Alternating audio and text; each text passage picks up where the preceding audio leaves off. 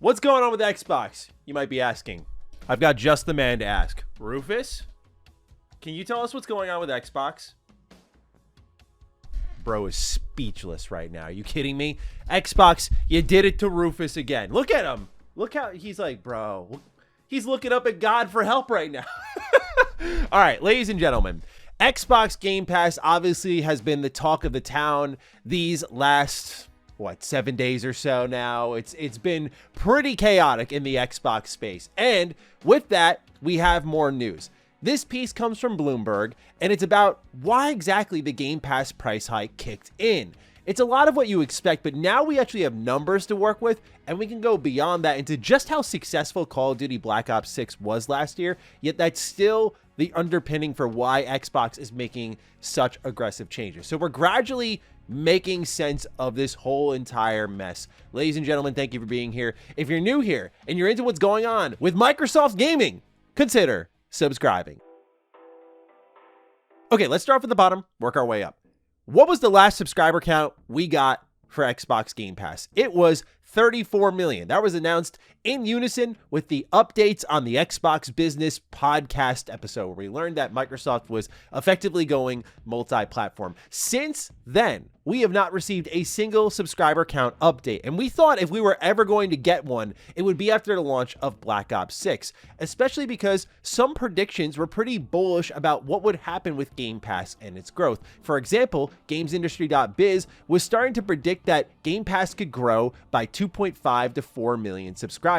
Michael Pachter said it could result in up to 6 million sales lost. Pretty close there, but based on the idea that 25% of Game Pass subscribers may have bought the game anyway. However, he adds that the move could result in 3 to 4 million people signing up to Game Pass, which is good for Microsoft and consumers overall, but the headline will say that Call of Duty sales were down. As we'll get into in a little bit, that ended up not being the case at all. Number one selling game of 2024. And they did that in a month or so. Meanwhile, Ampere's chief games analyst Piers Harding-Rolls is a little more conservative and believes that Call of Duty result in a 10% increase in Game Pass Ultimate subs. He also says that not all of those will be completely new users, but rather people upgrading from Core and Standard, the former number 1 and 2 tiers, to Ultimate. He feels a good chunk of those new subscribers will come from those tiers. He concludes suggesting that there's monetization that can help make up the lost sales, which we saw how Call of Duty kind of embarrassed itself over the last year with some of its crossovers and cosmetics. They monetize that game like they do with every Call of Duty to hell and back. So leading into the launch of Call of Duty Black Ops 6, this was the debate. People were predicting how's it going to affect Xbox Game Pass, how much will it grow versus the sales loss, and should Xbox do it at all? This was after the shock and awe of a multi-platform pivot, and I remember saying, I don't think you really can do this. I don't know if it's going to work out well, and now we have numbers.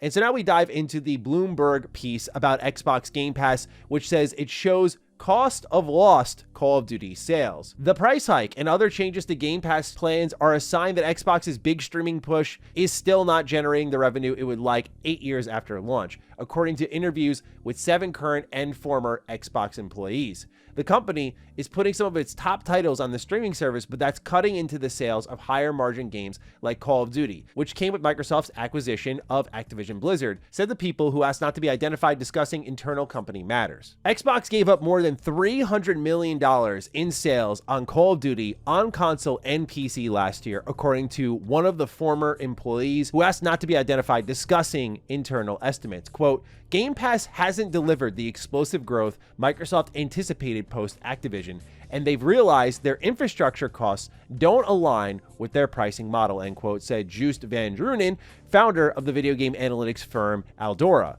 A spokesperson for Xbox declined to comment on the story. So, $300 million there in sales. Really expected. No one should be surprised that this number is this high. I know this is kind of dirty math, given that there's different versions of Call of Duty. There was upgrade paths that if you were subscribed to Game Pass, you could buy a $30 version that would get you in. So roughly we're talking 4+ million copies sold that they just missed out on. And what we've seen with Xbox's dramatic success going into a third-party publishing role is this full circle moment I talked about in our last video, where they're recognizing oh, we tried to train people to just play games through a subscription service, lost a lot of money trying to make that subscription service relevant. And the reality is that priority one in a gaming business should be selling the game, not offering a service that rents it. I think that's a good complement to the business model, and I do appreciate day one games. But the fact that Activision has not delivered explosive growth is perhaps the more concerning part. We saw how much money Xbox spent on Activision to get them in with some of the biggest IP on the planet, including, again, the best-selling game of every year.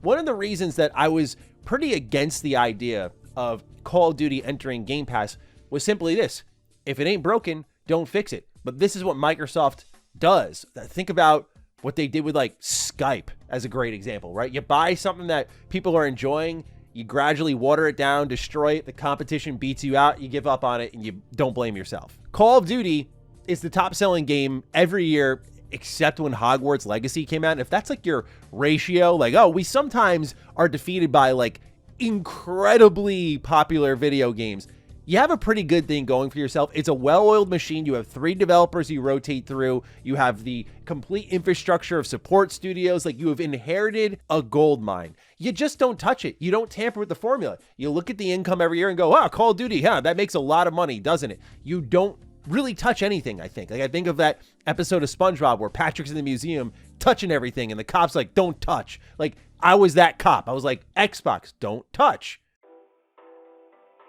They touch Call of Duty, and as we see here, $300 million in sales lost, which is resulting in the aggressive Game Pass shift. They're losing money, which is what we were all asking since day one games became a thing. As I've said many times, I'll always ride the day one Game Pass train because I thought it was awesome. I still think, minus the $30 a month thing, it is still awesome, right? I love that Xbox went for it. But I also said many times on Defining Duke, like, there could be a point this runs out, so enjoy the ride while it lasts. Here's the interesting thing, though. This article frames it in a way where it's like, Call of Duty failed because of Game Pass.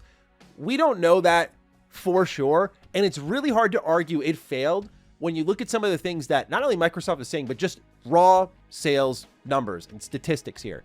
Okay, let's start off with this one. Call of Duty Black Ops 6 was marked as the biggest Call of Duty launch ever, and sets a new single-day Game Pass sub record. Microsoft CEO Satya Nadella says Call of Duty Black Ops 6 was the biggest Call of Duty release ever, setting new day one and opening weekend records as sales on PlayStation and Steam jumped 60% compared to Modern Warfare 3 in 2023, which, hey, let me just pause for a second here. That's not saying much. That game was awful, but let's continue on. Game Pass also benefited from Call of Duty's release, setting a new record for the amount of new subscribers in a single day. Call of Duty Black Ops 6 launched last week saw stronger concurrence on Steam that outperformed Modern Warfare 2 and 3. This makes sense. Black Ops 6 was a really strong Call of Duty entry. They overhauled the movement, campaign was great, multiplayer was pretty solid, zombies was solid. Like, it just hit all the marks. Like, Xbox had kind of the perfect game to do the test within. Like, this is Call of Duty at its best. It's most fresh, it's most new, but also true to itself. Like, everyone was on board. Positivity for the game was really strong, unlike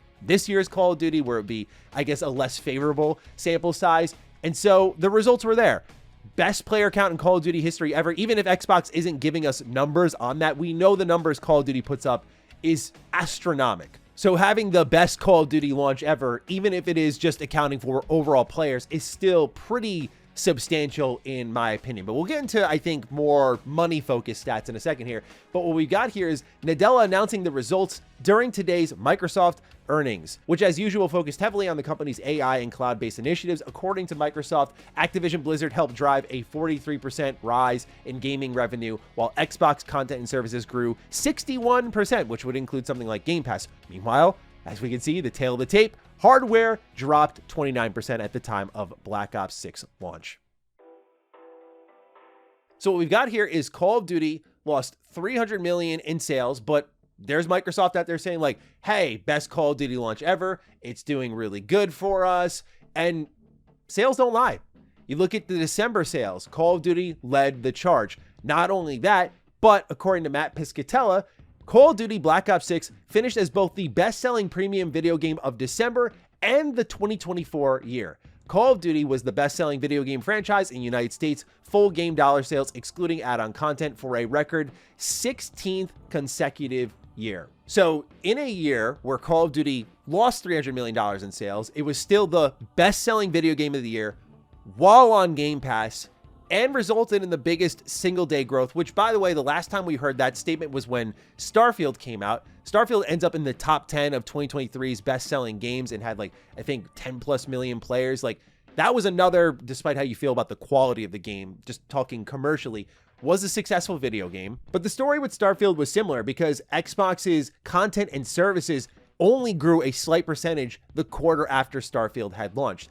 Even though Starfield was a tremendous success, it did not move the needle, which was why we knew Xbox was going after Activision Blizzard, because when we saw that stats, we went, oh, Xbox Game Studios isn't moving the needle. So they invest heavily in Activision and they try to get them to move the needle. And now we're seeing that can't move the needle. So the problem isn't really anything other than people aren't buying into Game Pass because A, people don't play that many video games. A lot of us play a lot of video games, but not that much. And especially at the price of $30 a month, you just can't warrant that. Like, it's not the forget it type money that you want to be spending on a subscription service where you're like, oh, $10, $15 even. It's like, you see it leave your bank account. You're like, all right, I'm subscribed to that. But it's not like changing a situation type money. Like, you can go out and do something with $30 a month, $300+ a year. Like, you can spend that money elsewhere. It's money you have to think about. So ultimately, I see two things here. One, the Game Pass experiment has failed.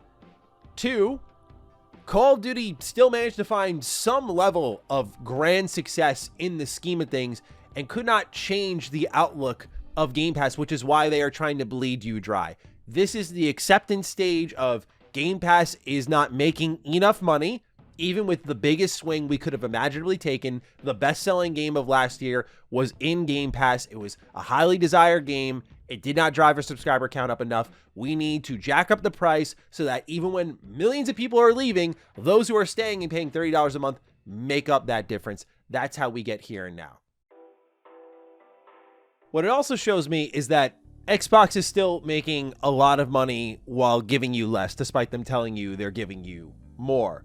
For example, Microsoft just confirmed in a statement to IGN that they did in fact remove the DLC discount. This wasn't like an error like some people were theorizing. As you can see, they say here, this is not specific to any one game and reflects all games and DLC purchases. Instead, the discount on the purchase, Ultimate and Premium subscribers will earn 10% and 5% respectively in points when purchasing select games and add-ons from the Game Pass library. Ultimate members continue to have a 20% discount on select games from the Game Pass library. On top of that, all reward members will earn points when shopping games and add-ons in the store, while Premium and Ultimate subscribers will earn even more, 2 times and 4 times respectively. See more details on the Game Pass reward program here.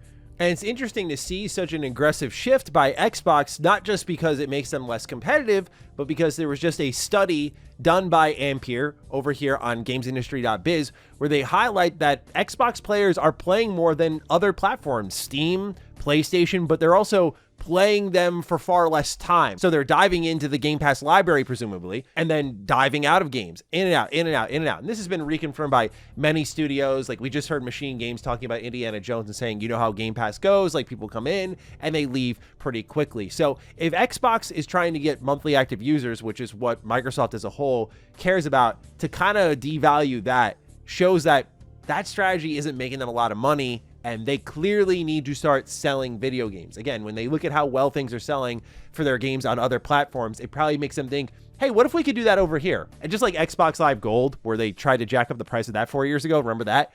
Just try to get as much out of it before they eventually sunset it. So that's what's going on with Game Pass, man. Crazy times. And again, they knocked out my boy Rufus. They did it again. You can't see Forrest, but he's off camera down here on the floor sleeping in a bunch of blankets. He's also knocked out. Xbox, you gotta, come on. My dogs are struggling out here. Ladies and gentlemen, let me know your thoughts on what's going on here with Xbox. I'm looking forward to reading. Other than that, take excellent care of yourselves, and I will see you in the next one. Stay sexy, stay active. I love you all. Peace.